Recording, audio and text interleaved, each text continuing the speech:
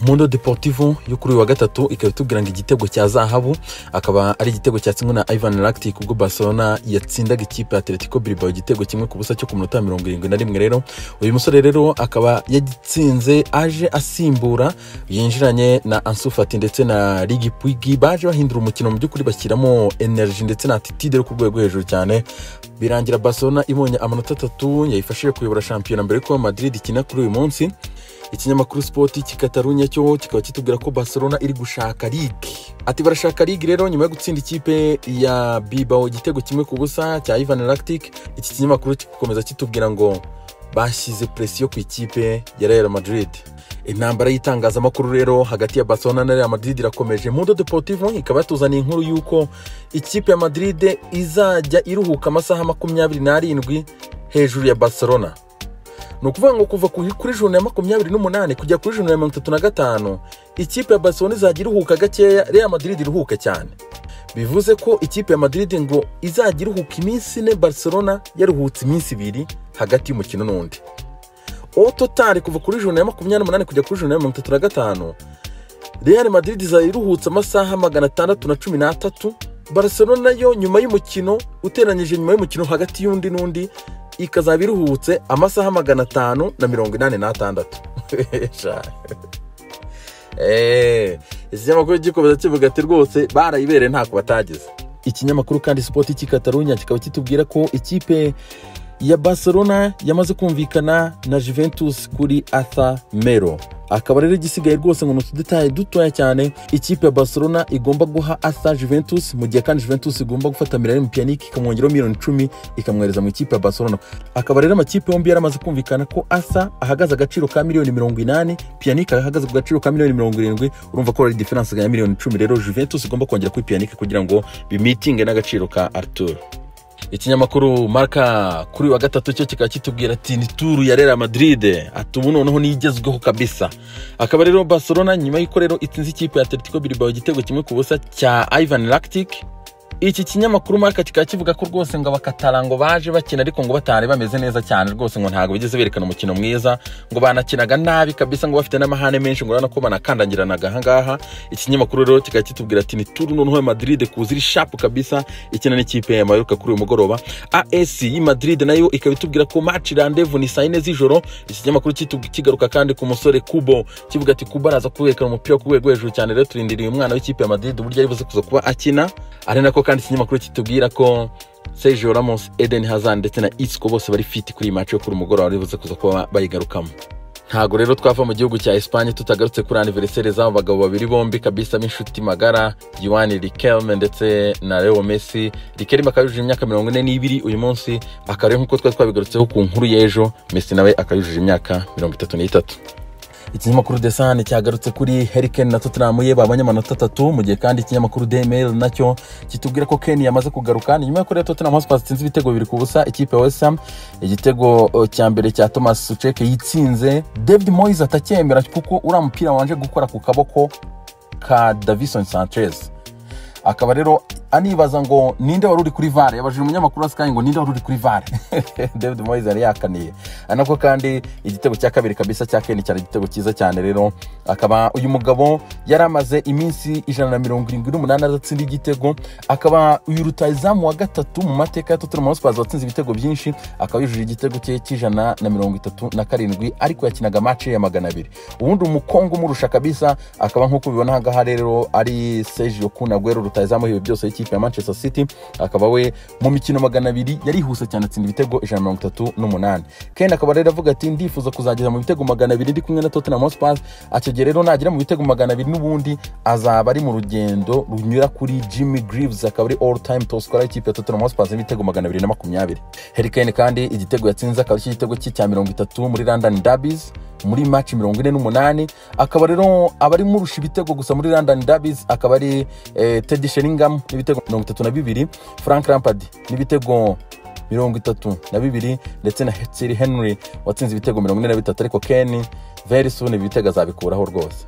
Ikinyamakuru The Sun kandi cyakomeje kitubwira ko Sergio Kun Aguero akaba rero agomba kujya mu gihugu cya Espagne kureba Dr. Roman Kugat, akaba operasiyo ye nk'uko bivugwa igomba gukorwa vuba vuba kugira ngo arebe ko yagaruka agakina match ya Madrid muri Champions League. Kuba mwegere hafi rero bakaba bavuga ko Sergio Kun Aguero ashobora kumara hanze hagati y'ibyumweru 6 ndetse na 5, bikaba rero byatumiye sezo tongera gukina ya Premier League. Izi match zisigaye ahubwo akazagaruka kuri match za Champions League zo mu kwezi kwa 8 kabisa. Akaba rero na papa we nk'uko yabitangaje kabisa ikinyamakuru Ole cyo mu gihugu cya Argentina akavuze ko ibintu bitari grave kabisa, ibintu ntago bikomeye cyane ku ruhande rwa Sergio Kun Aguero. Rero akavuze ko bitari too serious kabisa papa we, numva ko yahisemo inkuru ako kanya.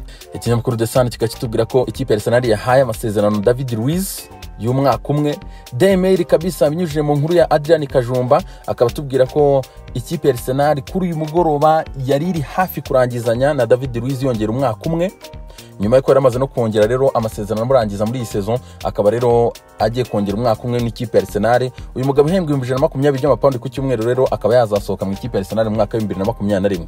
Demail irakomeza kutwereka urugamba rwa Premier League kabisa, itishimira yuko UEFA yamaze gutangaza ko transfer market zafunga ku itariki ya 5 z'ukwezi kwa 10. Akaba rero abayobozi ba Premier League n'aba EFL ba Championship na League 1 na League 2 bose bakaba rero bashaka kuba bakongezaho igihe. Premier League bakaba bavuga ko mu kwezi kwa 7 bagomba kwicara bagaterana, hanyuma bakemeza nimba bagomba kwandikira UEFA bayisaba yuko bageza ku itariki ya 19 z'ukwezi kwa 10, akaba aribwo bafunga merikato yabo aho kuba ku itariki ya 5 z'ukwezi kwa 10. Mbona ko Premier League bashaka kongeraho igihe.